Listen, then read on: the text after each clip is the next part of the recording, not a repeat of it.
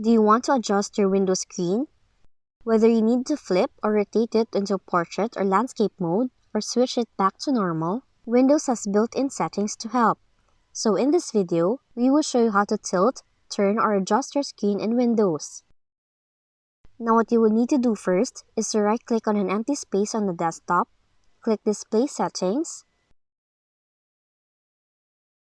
and this will open the settings from your computer.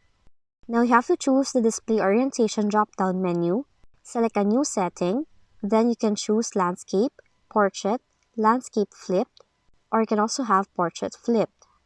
Once you're done choosing, select Keep Changes. Now if you don't click this option within 15 seconds, Windows will revert back to your previous setting. Now that's how easy you can turn your desktop sideways or upside down in your Windows computer. If you found this video helpful, kindly like and subscribe.